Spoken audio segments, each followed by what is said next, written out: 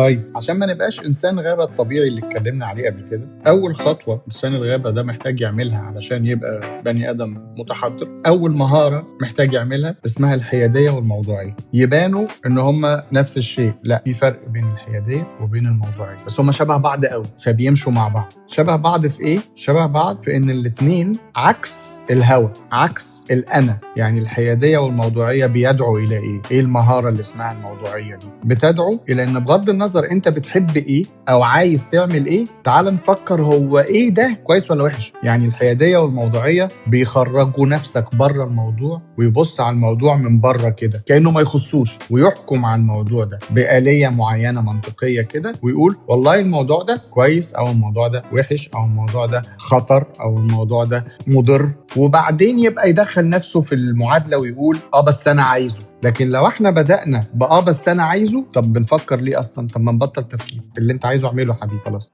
لانك مش هتعرف تحكم على شيء طالما اللي بيحركك هو الهوى، انك عايزه، انك نفسك فيه، عمرك ما هتعرفه اصلا. انا بقول لك لو سمحت تعالى نعرف الموضوع ابتداء وبعدين نقول عايزينه ولا. وعلى فكره ممكن نحكم على الموضوع بعد ما ندرسه ونقول ان الموضوع ده غلط وبعدين نعمله برضه، بس وانا بعمله ابقى عارف انه غلط، ده موضوع تاني خالص. عشان كده تعالى نتخيل حادثه مثلا، عربيتين دخلوا في بعض، تصرفات غريبه جدا جدا بس احنا متعودين عليها. تلاقي اصحاب العربيتين نازلين يزعقوا في بعض بشكل تلقائي، كل واحد فيهم محروق حرقه غير طبيعيه.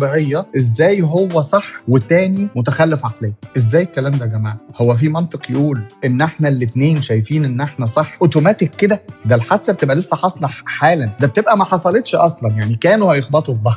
تلاقي ده نازل بأعلى صوت واصل للحد الأقصى من العصبية والنرفزة، والتاني نازل بنفس الوضع. هو انتوا يا جماعة لحقتوا تفكروا في الموضوع؟ وهما الاتنين صعب جدا جدا جدا تقنع واحد فيهم في اللحظة دي ان هو اللي غلطان، في حين انه حضرتك ماشي بقى طرف ثالث خالص، ماشي بقى بعد الحادثه بتبص عليها واضح ليك جدا ان ده اللي غلطان. سهل عليك. ليه كانت سهله عليك تحدد ان ده اللي غلطان؟ لانك مش طرف في الموضوع. فعلشان ناخد قرار كويس لازم دايما نخرج نفسنا بره وما يبقاش فارق معانا النتيجه. دي الحياديه ان انا على الحياد، انا في النص، ما يفرقش معايا النتيجه، ده اللي غلطان ولا ده اللي غلطان، الاتنين ما يفرقوش معايا. طب ايه الموضوعيه؟ انه وانا ببحث المساله عشان اعرف الصح فين او مين اللي غلطان، اعملها بطريقه علميه، اطلع برضو رايي واطلع برضو تربيتي وشخصيتي واللي انا سمعته بره الموضوع، واعمل ورقه كده اقسمها يمين وشمال وابدا اعد فيها ايه اللي هنا وايه اللي هنا. ده اللي هنتكلم عليه